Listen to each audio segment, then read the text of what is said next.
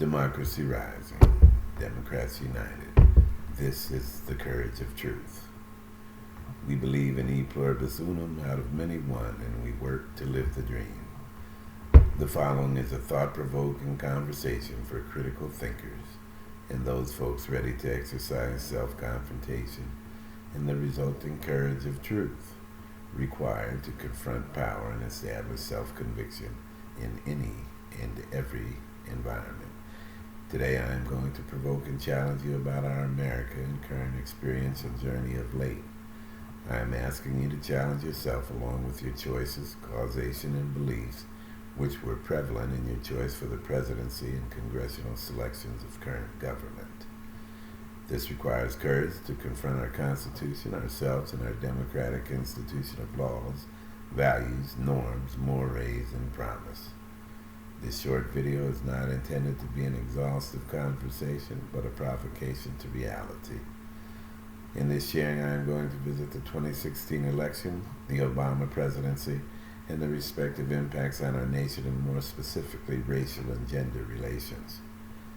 The backlash by European Americans, accompanied by racist, xenophobic, misogynistic bias that put Thug and Trump in office, will be touched upon as well, as a perceived threat to white supremacy and those that hold it dear, typically mature white men, but also those vested in those same men.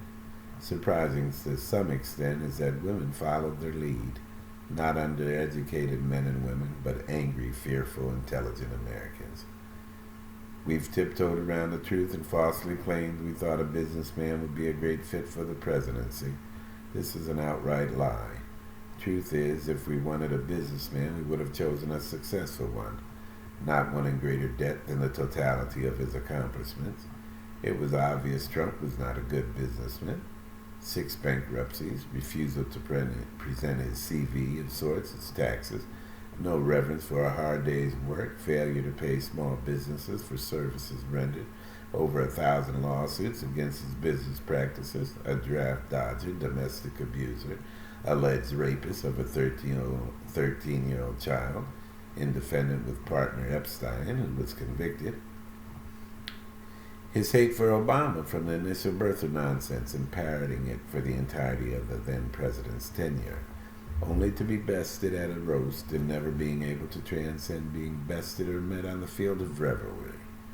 We knew Trump was hostile, pro-Russian, and cherished his fellowship with Putin, despite Putin being our greatest antagonist and hostile economic and political foe.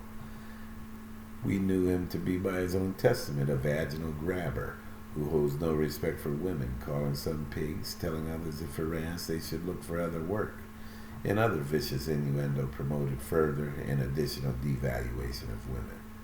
He clearly spoke and demonstrated his hatred for Hispanics, Muslims, Jews, Gold Star families of other origins, while embracing his lifetime association and alignment with the Ku Klux Klan and further appeasement of Confederate domestic white terrorists and supremacists as beautiful people.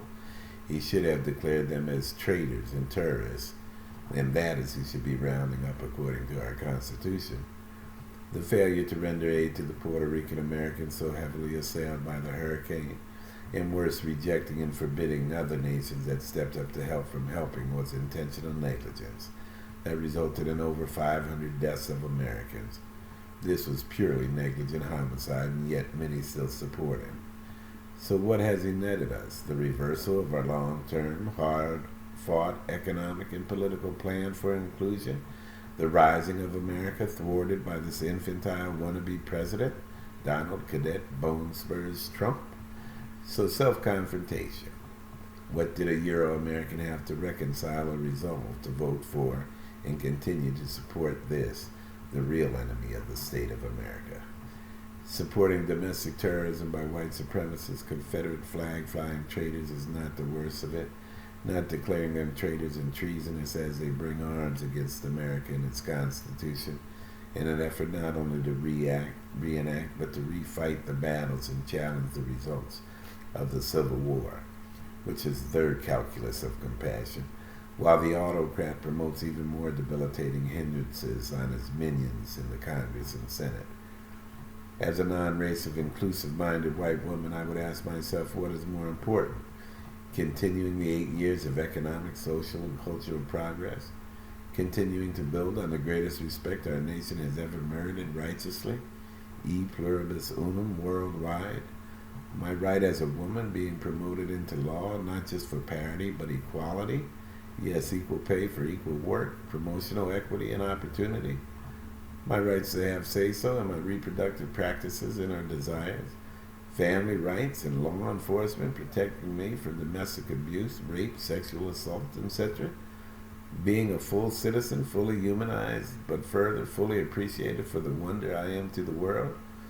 Or is it more important to me to preserve and resurrect white supremacy and punish all America for Obama having bested and shamed Trump, a black man of superior intelligence and tact, having the audacity of truth to handle the miscreant appropriately? Was it more important to revisit failed economics and jeopardize our collective work, punish ourselves for these truths, to reverse our success and bring on the ruination of our nation with trickle-down economics, post our hard-fought, as promised, recovery under a capable steward and servant leader? The impact is now a failing nation in every way, a pompous man-boy in the White House, thugging Trump through claiming white victimization status, agitates the subtle residual racism, homophobia, as well as xenophobia in many of his supporters, hoping and desiring superiority reestablished in one way or another. Some just carrying their guns, hoping for a race war so they can kill other human beings. The NRA whistling through donations and deaths of Americans all the way to the bank. So the challenge, if you're straddling the fence, not doing all you can to resist or otherwise enable the imperial wizard as he slowly kills our collective America, is, who are you? Where do you stand?